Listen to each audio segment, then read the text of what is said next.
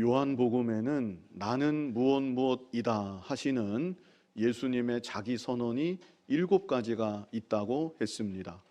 우리가 그동안 3가지를 보았었습니다. 제가 주보에 다시 적어 보았는데요.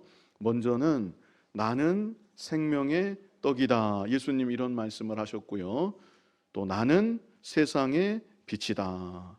그리고 최근에 보았죠. 나는 문이다. 이런 말씀도 예수님 하셨습니다. 이제 이 시간 본문에는 4번째 예수님의 자기 선언입니다. 4번째 자기 선언은 무엇인가요? 나는 선한 목자라. 예수님이 목자이시고 우리는 예수님의 양이라는 것은 성경 곳곳에 나와 있는 것이고 우리가 익히 잘 알고 있는 내용입니다. 그런데 이 시간 본문에는 예수님께서 직접 나는 선한 목자라 말씀하시면서 왜 예수님이 선한 목자이신지 그 중요한 이유까지 우리에게 또한 말씀하고 계십니다. 그래서 이 시간 왜 예수님이 나의 선한 목자이신지 본문을 통해서 우리가 정확하게 알아야 되겠고, 더 나아가서 선한 목자이신 예수님만을 온전히 믿고 예수님의 인도하심만을 잘 따라가는 저와 여러분이 될 수 있기를 바랍니다. 먼저 첫 번째, 선한 목자이신 예수님은 양들을 위해 자기의 목숨을 버리십니다. 이게 참 놀라운 말씀이 아닐 수 없습니다. 선한 목자이신 예수님은 양들을 위해 어떻게 하신다고요? 자기의 목숨을 버리신다. 이것이 바로 예수님께서 직접 말씀해 주시는 선한 목자의 가장 핵심적인 모습인 것입니다. 본문 11절을 우리 같이 읽어보겠습니다. 나는 선한 목자라. 선한 목자는 양들을 위하여 목숨을 버리거니와. 15절 후반절에도 있습니다. 나는 양을 위하여 목숨을 버리노라. 17절 제일 앞에도 내가 내 목숨을 버리는 것은, 그리고 18절에도 이를 내게서 빼앗는 자가 있는 것이 아니라 내가 스스로 버리노라. 마치 노래에서 그 중요한 후렴구를 계속 반복하는 것처럼 예수님은 본문에서만 4번 나는 양들을 위하여 나의 목숨을 버린다 거듭거듭 강조하시면서 말씀하고 있는 것이죠. 그리고 예수님은 이런 예수님과 삭군의 모습을 대조해서 또한 설명하여 주십니다. 삭군은 어떤 사람인가요? 삭군은 돈을 받고 남의 양을 돌보는 사람입니다. 그래서 고용된 목자라고 할 수가 있겠습니다. 이런 삭군들도요, 평상시에는 괜찮은 목자로 보일 수가 있습니다. 목자의 직업이 무엇을 요구하는지, 어떤 책임이 있는지 이 삭군들이 잘 알고 있습니다. 그리고 무엇보다 이들은 돈을 받고 자기의 역할을 감당하는 가운데 있습니다. 그러므로 삭군들도 자기들에게 맡겨진 양들을 어느 한도 내에서는 나름 성실하게 잘 돌본다고 할 수가 있습니다. 어느 한도 내에선 그렇다는 것입니다. 그러나 삭군인지 아닌지 그 차이가 명확하게 드러날 때가 있습니다. 그때가 언제일까요? 위기를 만날 때입니다. 위기를 만날 때, 어려운 일을 당할 때, 힘든 일을 만날 때, 무엇보다 자신이 위험한 상황에 처하게 될 때 참 목자는 자신의 안위보다 양들의 안위를 생각하는 것이죠. 그러나 삭군은 자기에게 혹 피해가 올까 봐 자기 자신을 먼저 살피는 것입니다. 그런 내용이 12절과 13절에 있는 것입니다. 우리 12절을 같이 읽어보겠습니다. 삭군은 목자가 아니요 양도 제 양이 아니라 이리가 오는 것을 보면 양을 버리고 달아나나니 이리가 양을 물어가고 또 해치느니라. 13절도 한번 읽어보겠습니다. 달아나는 것은 그가 삭군인 까닭에 양을 돌보지 아니함이나. 삭군에게 중요한 것은 양들이 아닙니다. 뭐가 중요할까요? 돈이 중요한 것입니다. 양들을 사랑해서 양들을 돌본 것이 아니라 돈을 받기 위해서 양들을 돌본 것이죠. 그렇기 때문에 평상시에도 자기가 받는 돈에 상응하는 그 정도로만 일하는 것이고, 그 한계를 벗어나는 일이 주어진다고 하면 그런 일은 좀처럼 안 하려고 하는 것입니다. 그러다가 결정적으로 자기의 신변이나 자기의 안전에 위협이 될 만한 상황을 만난다고 하면 삭구는 가차없이 자기의 양들을 버리고, 자기에게 맡겨준 양들을 버리고 도망을 치게 되는 것이죠. 자, 그런데 우리들이요, 이런 삭군의 모습을 너무나 어이없게만 보고 또 이런 모습을 너무나 쉽게 비난만 해서는 안 되는 면이 있습니다. 왜 그런가 하면 우리 스스로를 한번 생각해 봐야 돼요. 만약 내가 목자라면 나는 어떻게 하겠는가? 우리는 그 면을 생각해 봐야 되는 것이죠. 무기가 없습니다.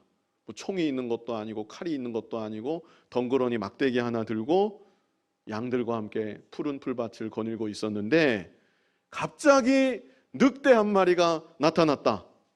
어떻게 하시겠습니까? 늑대는 그렇다 치고 곰이 한 마리, 큰 곰이 한 마리 나타났다. 어떻게 하시겠습니까? 양들을 정말로 사랑한다고 하면 생각할 겨를도 없이 본능이 움직이겠죠. 양들을 보호하기 위해서 혈혈단신이지만 곰과 맞설 것입니다. 그런데 그렇게 할 수 있는 목자가 과연 얼만큼 되겠는가? 우리가 이 세상을 살아가면서 내가 접하게 되는 나 역시도 마찬가지고요. 내 주변 사람들의 모습이 바로 그와 같은 것입니다. 자신에게 아무 이득이 되지 않는데, 자신에게 아무 도움도 되지 않는데 그럼에도 누군가를 성심성의껏 도와주는 사람은 이 세상에 결코 많지 않은 것이죠. 만약 어떤 사람이 자신에게 해가 되지 않는 범위에서, 그 정도 범위에서 나를 생각해주고 나에게 선을 베풀어 준다고 하면 우리는 그것을 인하여서도 그 사람에게 정말 감사하게 생각해야 될 것입니다.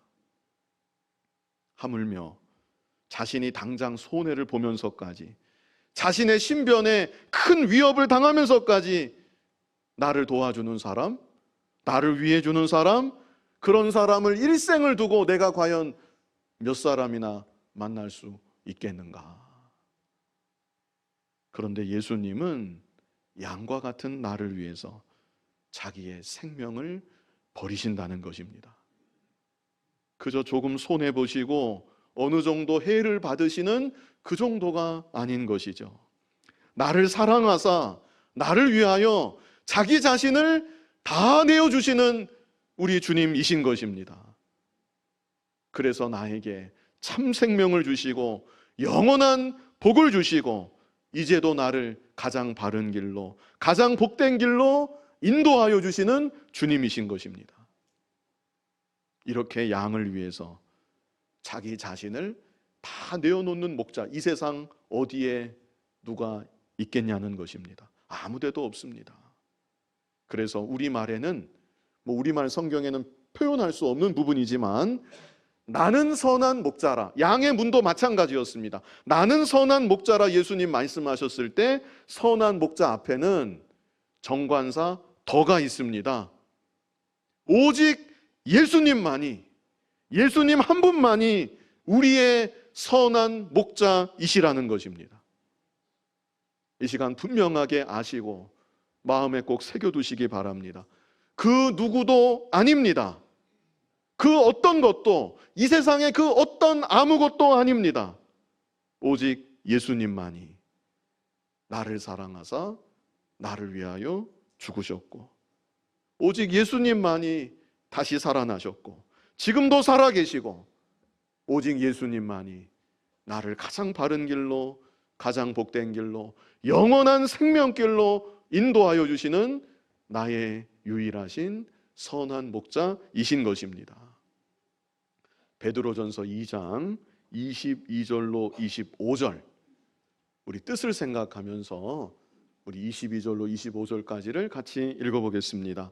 그는 죄를 범하지 아니하시고 그 입에 거짓도 없으시며 욕을 당하시되 맞대어 욕하지 아니하시고 고난을 당하시되 위협하지 아니하시고 오직 공의로 심판하시는 이에게 부탁하시며 친히 나무에 달려 그 몸으로 우리 죄를 담당하셨으니 이는 우리로 죄에 대하여 죽고 의에 대하여 살게 하려 하심이라. 그가 채찍에 맞음으로 너희는 나음을 얻었나니 너희가 전에는 양과 같이 길을 잃었더니 이제는 너희 영혼의 목자와 감독 되신 이에게 돌아왔느니라. 아멘. 여기 뭐라고 말씀했습니까? 너희가 전에는 양과 같이 길을 잃었더니. 우리가 예수님 믿기 전을 말하는 것입니다. 예수님을 믿기 전에는 목자 없는 양과 같은 것입니다. 갈 바를 알지 못합니다. 이 세상을 유리 방황하면서 헤매면서 목적 없이 살아가는 것입니다. 그랬던 우리들이 이제는 너희 영혼의 목자와 감독 되신 이에게 어떻게 해요? 돌아왔느니라. 돌아왔느니라. 돌아오셨습니까? 다 돌아오셨나요? 혹시라도 아직도 길을 찾지 못하고 헤매는 분이 계시지는 않은지 모르겠습니다. 십자가에서 나의 죄를 대신 지시고 나를 위하여 피 흘려 죽으신, 그래서 나의 죄를 다 담당하신, 나에게 참 생명을 주신 선한 목자이신 예수님을 다 믿으시고 오직 예수님만을 바라보시고 그 인도하심만을 더욱 잘 따라가는 여러분들이 다 되시기를 바랍니다. 다음으로 두 번째, 선한 목자이신 예수님은 양들을 잘 하십니다. 뭐 이 이상 사실은 수식어구를 더 붙이고 싶지만, 선한 목자이신 예수님은 양들을 어떻게 하신다고요? 잘 하신다.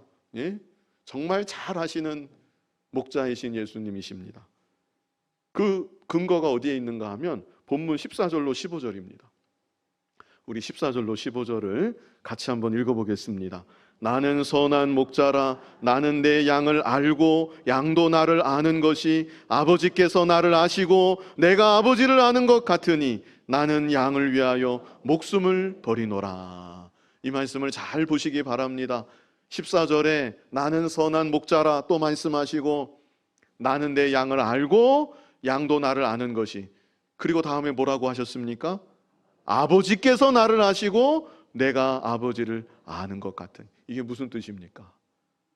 삼위일체의 관계 속에서, 그 신비한 관계 속에서 성부가 성자를 아시는 것처럼 예수님이 예수님의 양된 나를 그렇게 아신다는 표현인 것입니다. 이 정말 놀라운 말씀이 아닐 수 없는 것이죠. 내가 도대체 뭔데 나를 위하여 죽으신 그 사랑, 그 사랑도 측량할 수 없는, 말로 표현할 수 없는 그 놀라운 사랑인데, 나를 아시는 그 아심이 성부 하나님이 성자 예수님을 아시는 그런 아심으로 나를 아신다는 것이죠. 도대체 어떻게 삼위일체 간에 그 하나님의 아심과 교통하심에 비교해서 나를 그렇게 아신다고 예수님께서 나를 향하여 말씀하여 주시는 것입니까? 이것은 우리를 향한 정말 측량할 수 없는 예수님의 사랑을 다시 한번 나타내 주시는 것이고, 그와 동시에 정말로 우리의 모든 것을 다 아시는, 모르는 것이 하나도 없는, 낱낱이 다 아시는 그 예수님의 우리에 대한 아심을 이렇게 표현하고 계신 것이죠. 어떤 글에서 보았는데요, 그런 비슷한 글들이 많을 것 같습니다. 지금 현대인들 어느 때보다도 더 외롭고 더 고독하다는 그런 글이었습니다.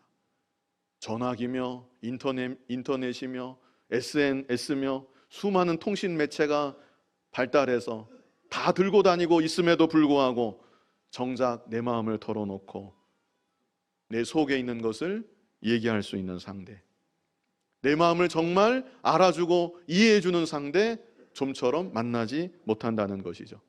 인터넷에 글을 쓰면 댓글들이 무수히 많이 달리지만 좋아요 하고 눌러주는 사람들도 있지만 그것은 다 피상적인 소통일 뿐 정작 마음을 나누고 감정을 공유하고 고민을 함께하는 그런 깊은 관계, 깊은 소통은 그 어느 시대보다 더 빈약한, 어느 시대보다 실종된, 너무나도 외롭고 고독한 세대가 바로 이 세대라고 쓴 글을 제가 보았었습니다. 그래서 많은 사람들이 그 어느 누구도 나를 이해하지 못하는구나. 그 어느 누구도 내 마음을 알아주지 못하고 내 마음을 헤아려 주지 못하는구나. 이런 생각을 다 하고 있다는 것이었습니다. 그런데 생각해 보면 그게 이 세대만에 꼭 국한된 문제일까? 저는 그렇게 여기지 않습니다. 정도의 차이가 있을 뿐이지 언제나 그러지 않았겠는가? 예수님의 마음을 알아준 제자들은 누가 있었습니까? 어느 시대나 다 마찬가지인 것이죠. 누가 내 마음을 다 알아주겠습니까? 나도 내 마음을 잘 모를 때가 있는데 어떻게 다른 사람이 내 속마음을 다 알아주고 헤아려주고 내 마음을 다 이해해 줄 수 있겠냐는 것입니다. 그런 거는 기대를 하지 말아야 되는 것이죠. 그러나 한 분이 계십니다. 나를 사랑하시고 나의 모든 것을 다 아시고 내 마음 속에 있는 것까지 다 살피시고 헤아리시는 한 분이 계시는데 그분이 바로 예수님이신 것이죠. 성경을 자세히 보시면요, 예수님께서 정말로 연약하고 부족한 우리들을 다 알고 계시다는 거, 그 마음까지 다 살피고 계시다는 거, 이 나타나는 장면들이 참 많이 있습니다. 우리가 지난주일 부활주일로 보냈잖아요. 예수님 부활하신 그날 제자들은 부활의 소식을 들었으면서도 여전히 예수님의 부활을 반신반의하고 두려움 가운데 방문을 다 걸어 잠그고 자기들끼리 모여서 꼭꼭 숨어 있었습니다.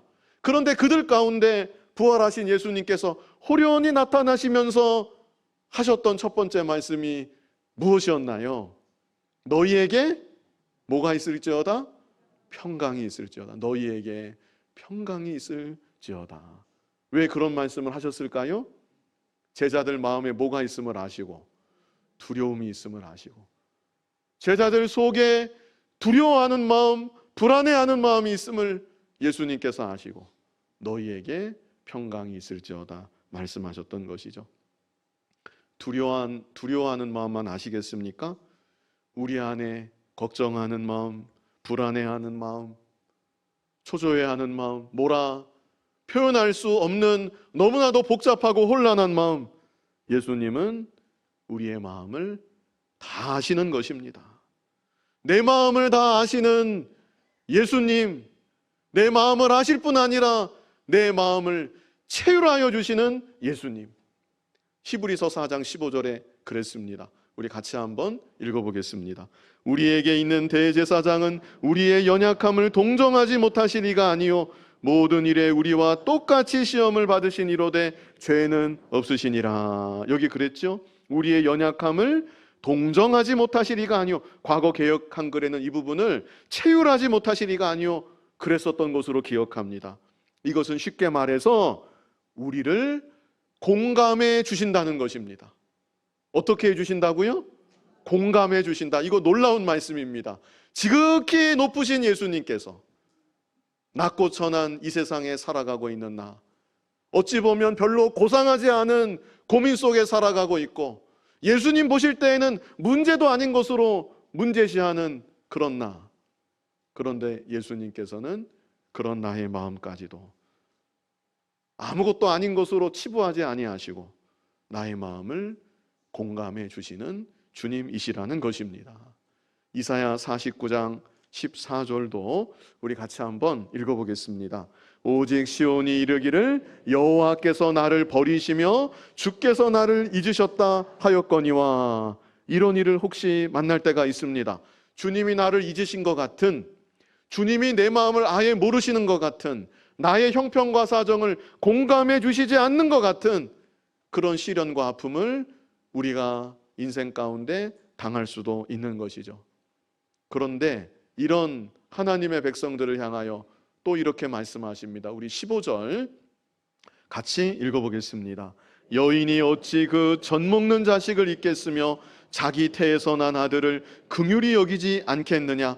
그들은 혹시 잊을지라도 나는 너를 잊지 아니할 것이라.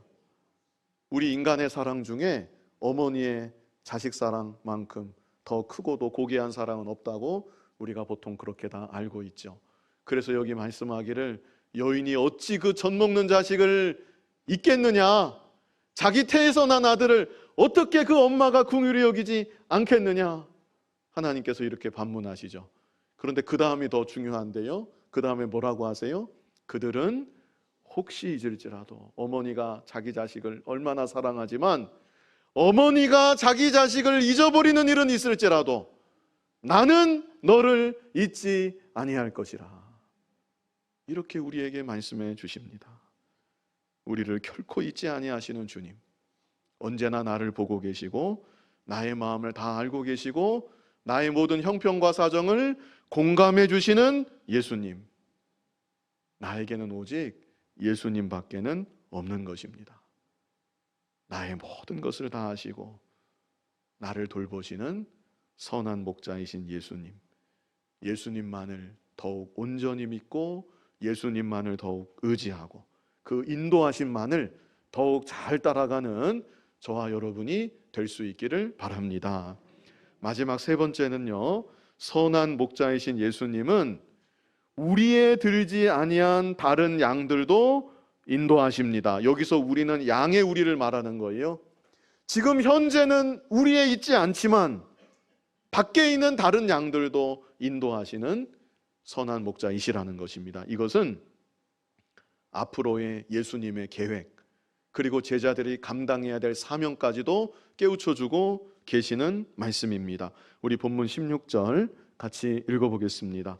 또 이 우리의 들지 아니한 다른 양들이 내게 있어 내가 인도하여야 할 터이니 그들도 내 음성을 듣고 한 무리가 되어 한 목자에게 있으리라. 여기 그랬습니다. 이 우리의 들지 아니한 다른 양들, 직접적으로는 유대인들이 아니라 이방인들을 가리키고 있는 것입니다. 장차 예수님은 유대인들만이 아니라 먼 이방에까지 주의 복음이 전파되어서 지금 현재 양의 우리에 있지는 않지만 주의 택함 받은 다른 양들도 인도하신다고 말씀하고 있는 것입니다. 오늘날 교회 안에는 어떤 차별도 있어서는 안 되는 것입니다. 유대인이나 이방인이나 종이나 자유인이나 남자나 여자나 빈부귀천 다 초월해서 우리는 한 목자 되신 주님만을 바라보고 주님의 인도만을 따라가는 한 무리를 이루어 나아가야 되는 것입니다. 갈라디아서 3장 28절 우리 같이 한번 읽어보겠습니다. 너희는 유대인이나 헬라인이나 종이나 자유인이나 남자나 여자나 다 그리스도 예수 안에서 하나이니라. 아멘. 여기 뭐라고 하셨습니까? 다 그리스도 예수 안에서 하나이니라. 하나이니라 말씀하시는 주님이십니다. 예수님 보혈로 우리가 다 죄 씻음 받았죠? 선한 목자이신 예수님만을 우리는 믿고 의지하며 예수님의 인도하심만을 따라갑니다. 이 이상의 더 큰 공통분모가 어디에 있겠습니까? 우리 안에 다른 면들은 있을지라도 선한 목자 되신 예수님만을 바라보고 한 무리를 잘 이루어 나아가는 우리들이 되어야 하는 것입니다. 더 직접적인 말씀이 이와 관련해서 잘 아시겠지만 고린도전서 12장 12절로 17절 우리 뜻을 생각하면서 같이 읽어보겠습니다. 몸은 하나인데 많은 지체가 있고 몸의 지체가 많으나 한 몸임과 같이 그리스도도 그러하니라. 우리가 유대인이나 헬라인이나 종이나 자유인이나 다 한 성령으로 세례를 받아 한 몸이 되었고 또 다 한 성령을 마시게 하셨느니라. 몸은 한 지체뿐만 아니요 여럿이니 만일 발이 이르되 나는 손이 아니니 몸에 붙지 아니하였다 할지라도 이로써 몸에 붙지 아니한 것이 아니요, 또 귀가 이르되 나는 눈이 아니니 몸에 붙지 아니하였다 할지라도 이로써 몸에 붙지 아니한 것이 아니니 만일 온 몸이 눈이면 듣는 곳은 어디며 온 몸이 듣는 곳이면 냄새 맡는 곳은 어디냐. 뭐 따로 설명하지는 않겠습니다. 교회는 그리스도의 한 몸이다, 이 사실을 말씀한 것이죠. 우리들은 그 몸에 붙어 있는 지체들이다. 지체들은 지체들 간에 다투면 안 됩니다. 다른 지체들을 사랑하고 귀하게 여겨야 된다. 그리고 한 몸을 위하고 한 몸을 잘 이루어 나가야 된다. 이것을 말씀해주고 있는 것이죠. 지금도 우리의 들어오고 있지 아니한 다른 양들, 택함 받은 주의 백성들이 우리 가족 중에도 있고 이웃 중에도 있고 이 세상 이곳저곳에 많이 있는 줄로 압니다. 선한 목자이신 예수님은 우리들을 먼저 부르셨고 우리들을 지금 인도하고 계시고, 그뿐 아니라 우리들을 통하여 그들을 또한 부르시고 우리들을 통하여 그들을 또한 인도하시기를 간절히 바라십니다.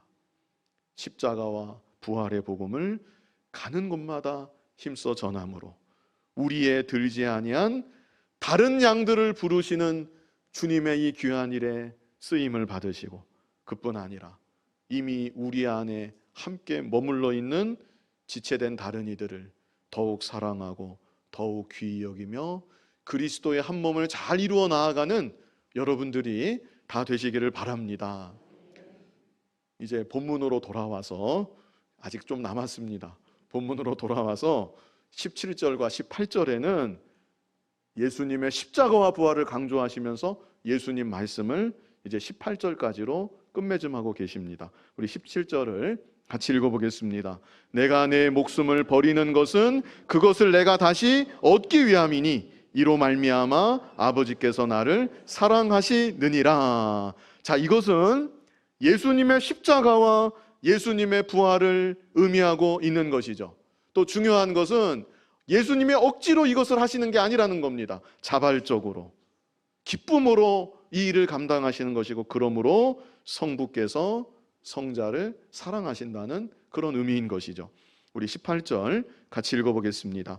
이를 내게서 빼앗는 자가 있는 것이 아니라 내가 스스로 버리노라. 나는 버릴 권세도 있고 다시 얻을 권세도 있으니 이 계명은 내 아버지에게서 받았노라 하시니라. 예수님이 힘이 없어서 십자가에 못 박혀 죽으신 게 아닌 것이죠.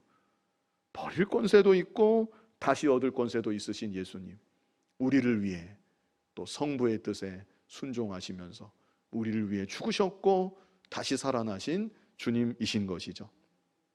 여기까지 중요한 것은 예수님께서 스스로 뭐라고 선언하셨습니까? 나는 선한 목자라, 이렇게 선언하신 것이 중요한 것이고, 왜 예수님이 선한 목자이신지 예수님께서 직접 세 가지로 우리에게 설명해 주셨습니다. 그 세 가지가 무엇인가요? 첫 번째는 선한 목자이신 예수님은 양들을 위해 어떻게 하신다고요? 자기의 목숨을 버리신다는 거. 자기의 목숨을 버리신다는 거. 그러므로 예수님이 유일하신 선한 목자이신 것이고, 두 번째, 선한 목자이신 예수님은 양들을 어떻게 하십니까? 잘 하신다. 너무나 잘 아십니다. 모르시는 것이 하나도 없습니다. 마지막 세 번째, 선한 목자이신 예수님은 우리의 들이지 아니한 다른 양들도 인도하십니다. 이렇게 예수님께서 우리들에게도 말씀해 주시는 것이지만 직접적으로는 이 당시 이 자리에 있었던 유대인들에게 예수님이 선한 목자라고 선언하시면서 이 세 가지를 말씀해 주셨던 것입니다. 이제 남아있는 19절로 21절은 무엇인가? 이런 예수님의 말씀을 들었던 그 당시 그 자리에 있던 사람들의 반응에 대해서 마지막으로 19절로 21절이 말씀해주고 있는 것입니다. 어떻게 반응했는가? 자, 19절을 보십시오. 이 말씀으로 말미암아 유대인 중에 다시 분쟁이 일어났습니다. 의견이 엇갈린 것입니다. 어떻게 엇갈렸는가? 20절 먼저 보시겠습니다. 그 중에 많은 사람이 말하되 그가 귀신 들려 미쳤거늘 어찌하여 그 말을 듣느냐 하며, 예수님 나는 선한 목자라 하시는 이 말씀을 다 들은 다음에 뭐라고 반응을 합니까? 저 사람 귀신 들려서 미쳤다. 미친 사람 말을 들을 게 뭐가 있느냐? 이런 반응이 그 자리에 있었다는 것이죠. 이런 반응만 있었던 것은 아닙니다. 21절을 보았더니 어떤 사람은 말하되 이 말은 귀신 들린 자의 말이 아니라 귀신이 맹인의 눈을 뜨게 할 수 있느냐 하더라. 이렇게 예수님 말씀을 들을 때 반응은 극과 극으로 양갈래로 나누어졌다는 것이죠. 그래서 분쟁이 일어났다는 것이죠. 오늘날도 마찬가지입니다. 예수님께서 이 땅에 하셨던 말씀들, 그 말씀들을 정말로 주의 깊게 살펴본다고 하면 그저 듣기 좋은 말들이 아닙니다. 인생 살아가는데 지혜를 주는 좋은 격언과도 같은 그런 말들이 아니라는 것입니다.